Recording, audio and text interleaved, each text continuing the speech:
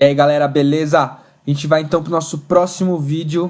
Nosso vídeo agora que a gente vai falar sobre orientação a objeto, tá?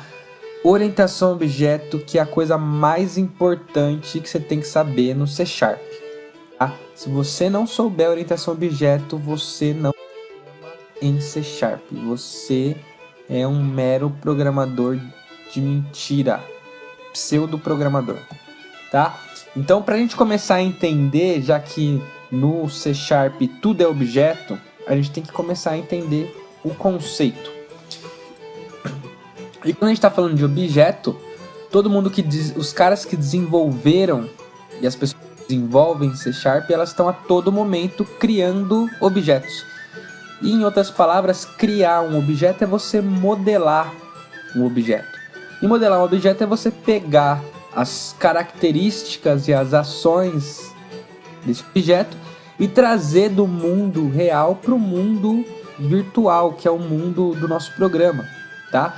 Então modelar é uma arte, e essa arte, ela muitas vezes vai te confundir, porque você acaba modelando não só objetos concretos, mas você acaba muitas vezes modelando coisas mais abstratas, processos. Você modela vários tipos de coisas, você não modela apenas objetos concretos, você modela processos, você modela ações, você modela muitas coisas que muitas vezes a cabeça ainda fica um pouquinho perdida na hora de pensar o que é, o que não é, mas faz parte do tipo de pensamento, do paradigma orientação a objeto, tá?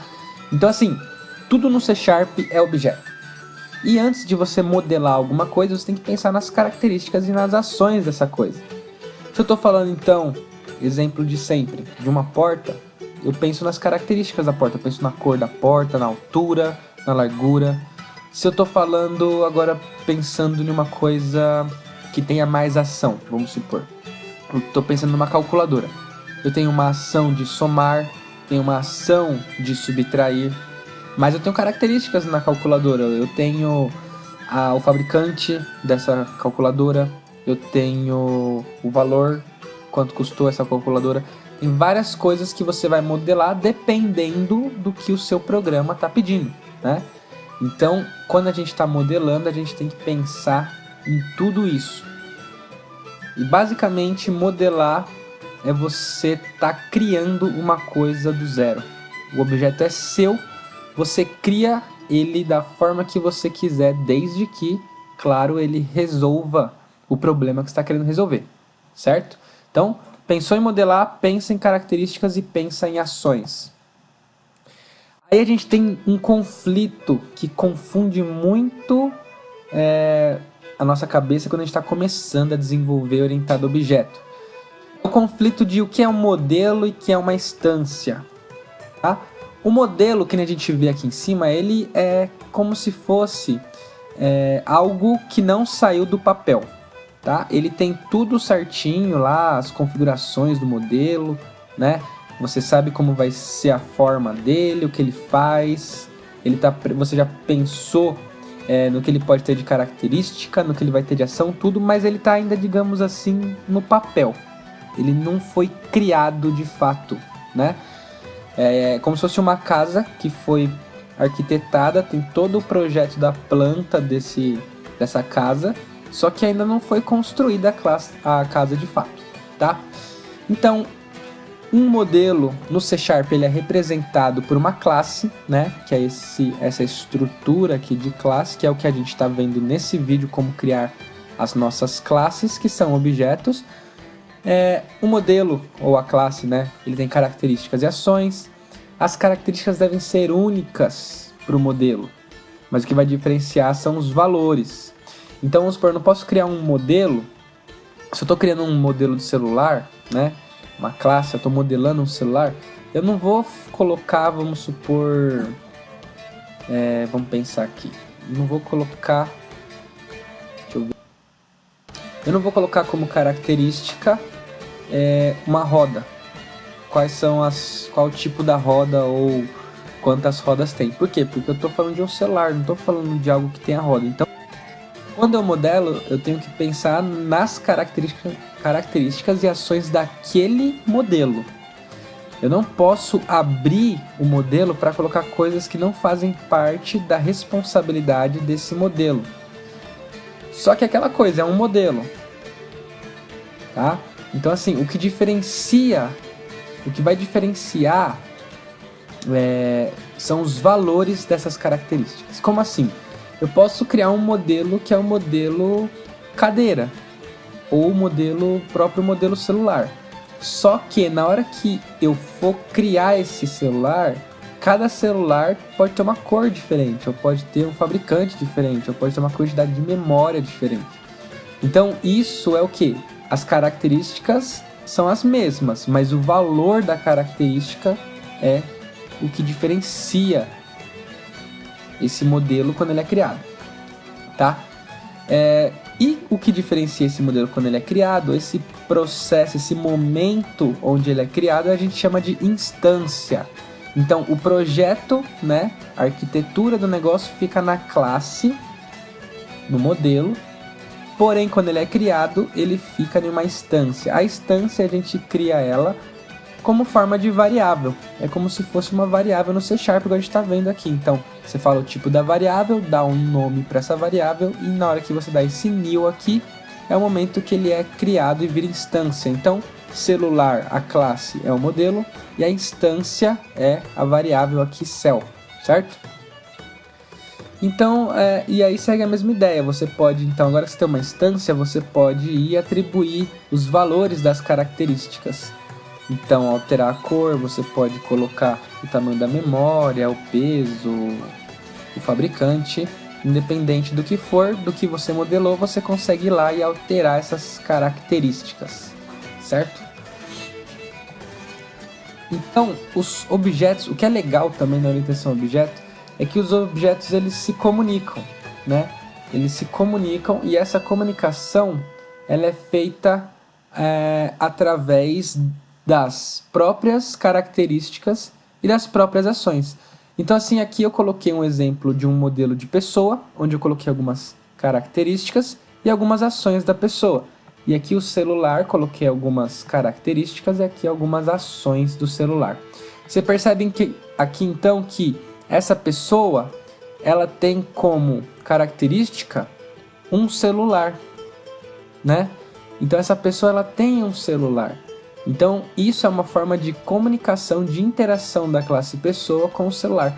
Ou então nesse método, para fazer uma ligação, precisa ter um parâmetro celular. E aí nesse momento em que eu faço esse vínculo aqui, é o momento onde eu estou fazendo com que os objetos conversem. Então nesse momento aqui de eu fazer ligação, o objeto pessoa precisa conversar com o objeto celular. Porque para fazer uma ligação ele precisa de um celular. Então faz sentido sim os objetos se comunicarem, tá? E o celular é a mesma coisa, tem as características aqui e eu tenho uma ação que retorna todos os contatos e o contato nada mais é do que uma pessoa. Então essa é uma forma do objeto celular também estar em contato com o objeto pessoa, seja por parâmetro no método, seja pelo retorno ou seja por propriedade. Qualquer uma das formas você pode fazer os objetos conversarem. Tá? E aí agora a gente entra no framework, né? O framework é o que as pessoas que desenvolveram o C#, elas criaram esse framework, que é onde eles já desenvolveram milhares de objetos já programados, que ajuda a gente a fazer algumas operações, igual a gente já mandou e-mail, já usou coleções, a gente já mexeu com arquivos e pastas, trabalhou com criptografia. Tudo isso são classes, são objetos que os criadores da linguagem já implementaram para a gente sem que a gente precisasse pensar em todos os algoritmos que envolvem. Então, quando você cria um objeto, você deixa todo o trabalho pesado dentro dele, a programação dele. E aí, quem for usar esse objeto, fica muito mais fácil usar, porque já tem todas as regras, os códigos. Então isso é legal também na orientação a objeto. E até hoje o que a gente conhece de C# e de objeto é o que a gente aprendeu, que é basicamente o que esse gráfico aqui está mostrando. Porém existe ainda um mundo bem grande pela frente, né? E aquela pessoa que mais conhece isso, ou seja, o framework, é as pessoas que mais estão aptas a resolver os diversos tipos de problema, porque elas têm domínio de tudo que a linguagem oferece para ela, tá? E tem mais ainda, né? Não é só no nosso mundo, nosso projeto Windows Form Desktop. Tem também a parte mobile, tem a parte cloud, tem a parte de game, tem a parte de website, tem um monte de classes e objetos por aí que a gente pode usar para desenvolver diversos tipos de aplicativos, tá? E isso está sempre crescendo, né? Isso daí não para nunca. A linguagem começou em 2002 com o .NET 1.1 e hoje, depois de alguns anos, né, a gente já está na versão, já passou da versão 4.6 que está mostrando ali, né? Já estamos no C# 5 já. E com cada vez eles com mais objetos, com mais funcionalidades. Então aquele que está sempre atualizado também é um bom programador, tá? Agora vamos ver então como que cria uma classe, né? Do que é feito uma classe, como que eu crio, como que eu modelo uma classe. Então quando a gente vai modelar uma classe, a gente tem basicamente 6 tipos de configurações que você pode pôr na sua classe. A primeira são as propriedades, que você mexer, que são as características, né? A segunda é os métodos, as ações do objeto. A terceira, a gente tem os construtores, que é a ação que é executada quando o objeto é criado. Então o construtor ele é executado uma vez apenas, que é o momento que o objeto é criado. Temos os eventos, as variáveis de escopo também, que são basicamente parecem com as propriedades, né? As propriedades também elas são de característica de escopo de classe, ou seja, todos os métodos conseguem acessar a mesma propriedade e eles conseguem compartilhar os valores e expor ainda para fora, né? Para quem estiver usando fora da classe. E a gente também tem os atributos, tá? Que a gente não vai falar tanto de atributo. Assim, na maioria dos casos, em 90% dos casos, a gente trabalha com propriedade, método e construtor, tá? Evento, variável de escopo e atributo são coisas que não são usadas muito. Legal? Então vamos ver agora como que eu crio uma propriedade, como que eu crio um método e como que eu crio um construtor. E quais são as regras, né, também, né, para a gente criar essas 3 configuraçõezinhas aí do nosso modelo. Lembrando que a gente está sempre modelando, então pensar nas características e pensar nas ações do objeto. Vamos lá, para criar propriedade é simples, é aquela sintaxe que a gente inicia com public, a gente coloca o tipo dessa característica e o nome da característica. E depois a gente coloca getSet. A gente vai falar mais para frente do que é getSet, mas basicamente o get aqui eu estou dando possibilidade de leitura dessa propriedade e set eu estou dando a possibilidade dessa propriedade ser alterada, tá? Então é acesso de leitura e acesso de escrita nessa variável. E aí, aqui então eu defini 7 propriedades, 4 strings, 2 ints e uma decimal. Os tipos podem ser qualquer tipo, não precisa ser só tipo primitivo, pode ser qualquer outro tipo aqui, tá? E o nome é aquela mesma ideia, sempre inicia com maiúsculo, sem ser cedilha, acento e não inicia com um número também. Quando a gente está falando de método, agora a gente vai para a segunda configuração, que são os métodos. O método ele diferente de uma característica é só alguma coisa que eu estou atribuindo valor. Agora o método não, o método é uma ação, então o método eu estou já colocando código ali dentro, né?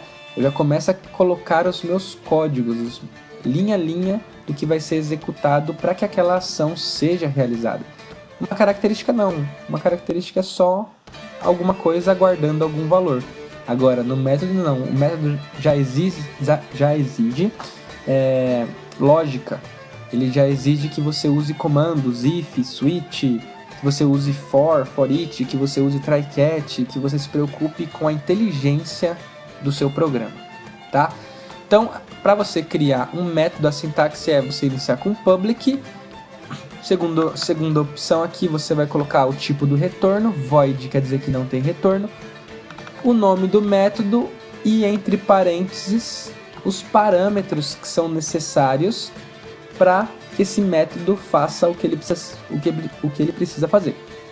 Então, vamos supor, numa função, o método é como se fosse uma função. Então, se eu crio uma função de somar, quais são os parâmetros que eu preciso para somar? Então, para eu somar, eu preciso de no mínimo 2 números. Então, esses 2 números seriam, no caso aqui, 2 parâmetros de um método. E esse método somar faz o quê? Soma. E aí eu preciso retornar esse valor que foi somado para como se fosse uma resposta do meu método, tá? Então, aqui na esquerda do nome do método eu tenho a resposta, qual é o tipo de resposta, se tem ou não.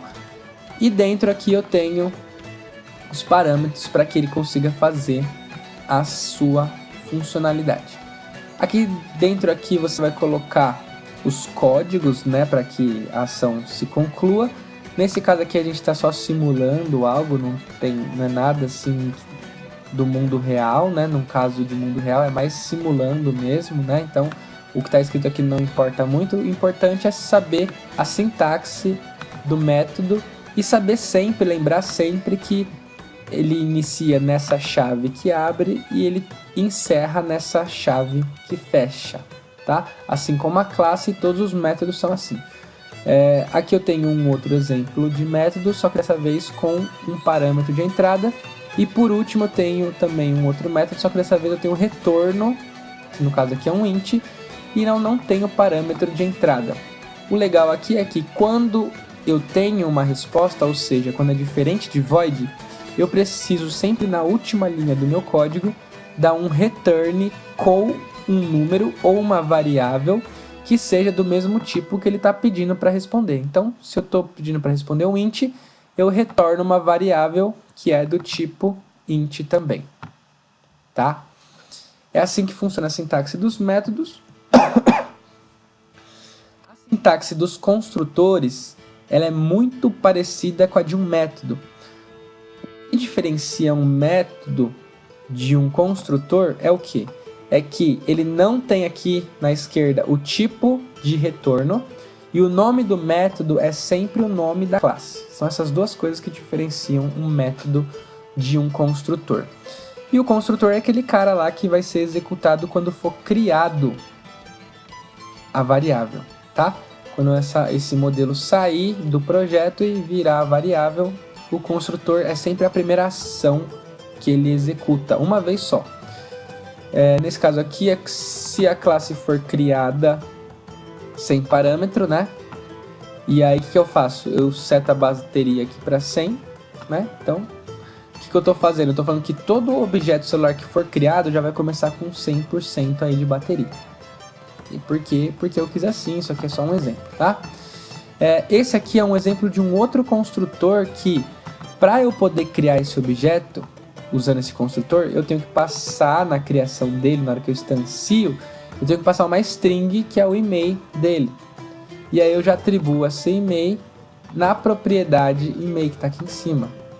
Tá? Então eu atribuo essa variável na minha propriedade. Agora esse celular já nasce com o valor de e-mail.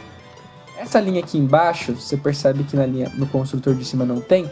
Essa linha aqui de baixo significa o quê? Significa que, lembra que todo o construtor ele só é chamado uma vez? E quando você cria um objeto, ele escolhe qual construtor vai ser chamado. Então, ou vai ser esse, ou vai ser esse, tá? E só uma vez. Então você pensa, poxa, mas e se eu quisesse chamar os dois ao mesmo tempo? Então, não dá. Mas o que dá para fazer é o seguinte... eu mando chamar esse construtor, só que esse construtor ele chama, então esses 2 pontos aqui é como se estivesse chamando, ele chama quem? Diz como se fosse o construtor, então ele está chamando o construtor que não tem parâmetros. Então nesse diz abre e fecha aqui, o que ele está falando é chamando esse construtor que não tem parâmetro. Então como que funciona isso? Na hora que ele cair nesse construtor, ele vai chamar primeiro esse construtor e depois ele vai vir aqui e continuar o código que está dentro desse construtor. Se eu tirar essa linha daqui, esse diz, ele só vai chamar essa linha e não vai cair nesse construtor aqui, tá? Agora, esse daqui é o exemplo de como ficou a minha classe.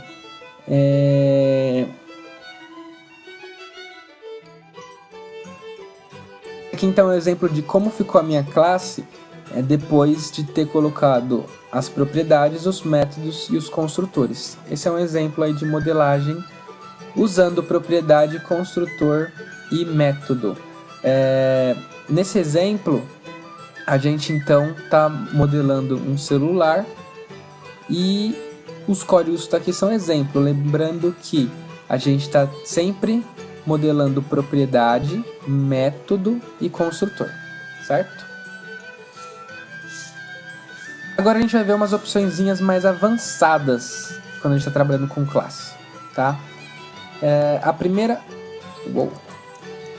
opção que a gente vai ver são alterar a permissão de acesso das propriedades. Então, se eu quero que a minha propriedade tenha apenas acesso de leitura e não de escrita, é só eu apagar a palavra set aqui do lado, que a propriedade não pode ser mais alterada. Mas assim, alterada de quem está de fora, quem estiver chamando essa classe. Quem estiver dentro aqui da classe continua normal tendo acesso à propriedade. Isso é só para quem está de fora, tá bom? A segunda opção aqui que a gente vai ver, né, a segunda configuração, são os modificadores das propriedades, que a gente sempre iniciava com public, lembra? Mas você pode iniciar com public ou você pode iniciar com privado, que é o private. Se você iniciar como private, essa variável ela fica privada, ou seja, só quem consegue ver essa propriedade é quem está dentro da classe.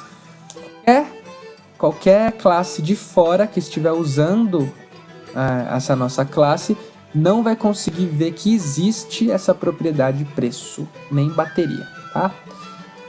Agora, sobre métodos, a gente tem uma coisa que chama sobrecarga. Sobrecarga é quando a gente tem dois métodos que têm o mesmo nome de método, tá vendo? Fazer ligação, fazer ligação. Normalmente isso não pode. Porém, quando os parâmetros são diferentes que eu digo é de tipo, tá? Então, isso aqui é um long, isso aqui é um string.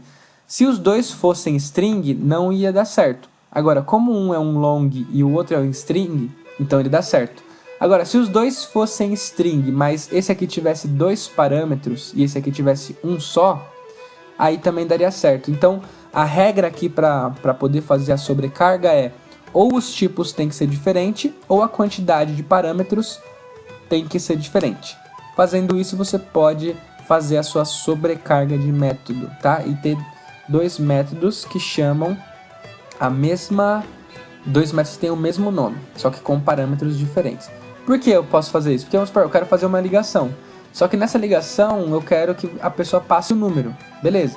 Só que eu quero fazer uma ligação, mas eu quero que a pessoa passe o nome do contato. Então, são formas, a ação é a mesma, só que uma hora eu estou usando o número de contato e outra hora eu estou usando o contato. O número de telefone e outra hora o contato. Então, é quando você quer representar a mesma ação, só que dá para você fazer com parâmetros diferentes, tá? Os modificadores também podem mexer. Quando você coloca private em um método, ele também só fica visível para quem está dentro do método, tá? Quem estiver chamando de fora, dentro da classe, quem estiver chamando de fora dessa classe, no caso a classe celular, não vai conseguir ter visibilidade nesse método, porque ele foi colocado como um método privado. O próximo aqui também é de método, a gente está falando agora de parâmetros opcionais. Então, tá vendo que esse aqui é um parâmetro? Só que olha o que apareceu aqui do lado, apareceu um igual e um valor já. Quando você faz isso nos parâmetros, significa que você está já dando um valor default para esse parâmetro aqui. E a partir do momento que você dá um valor default, significa que ele é opcional. E na hora de eu chamar um método abrir app, eu não preciso passar uma string se eu não quiser. Eu posso só abrir e fechar parênteses, mesmo ele tendo um parâmetro. Como que ele deixa? Ele deixa porque se você não passar nada, ele assume o valor padrão. Tá? aqui também agora o método, a opção out do método, que é quando você quer responder, você tem um retorno aqui, que é o bool, né? Nesse caso aqui eu estou vendo se o contato existe. O que ele vai fazer aqui dentro, aqui não importa o que está fazendo, tá? Mas ele está fazendo uma regra para ver se o contato existe, ele vai retornar verdadeiro ou falso. Só que, olha que legal, eu estou retornando true ou falso para saber se o contato existe, mas eu estou criando um parâmetro que é do tipo out. Tipo out é como se eu estivesse passando essa variável aqui no parâmetro, mas quem estiver passando essa variável, eu vou alterar essa variável aqui dentro desse método e ela vai ser alterada também para quem está chamando esse método. Então isso é muito legal porque eu consigo, além de ter um retorno, eu consigo alterar uma variável que a pessoa, né, a classe que estiver chamando ela, vai conseguir ter essa variável alterada também. Isso é bem legal. E aí, por último, a gente tem o parâmetro ref, que ele é exatamente igual o out, porém o out você é forçado, ele te obriga a você setar, alterar essa variável aqui que foi marcada como out, você tem que setar o valor dela em algum lugar. Se você não atribuir valor, ele chia, né? Agora, o ref não. O ref, ele faz exatamente a mesma coisa, porém, você não é obrigado a alterar o valor dessa variável. Pode ser que você altere, pode ser que não. O ref ele é mais flexível.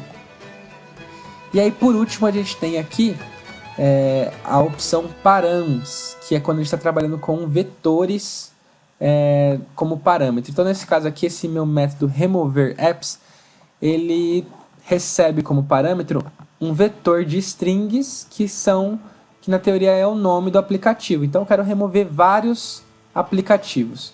Quando eu passo essa opção params, o que está acontecendo é que quem está chamando o método remover não precisa criar um vetor, atribuir as posições e mandar. Eu posso mandar os parâmetros aqui de forma separando cada um dos valores por vírgula. E aí ele monta sozinho para mim esse vetor.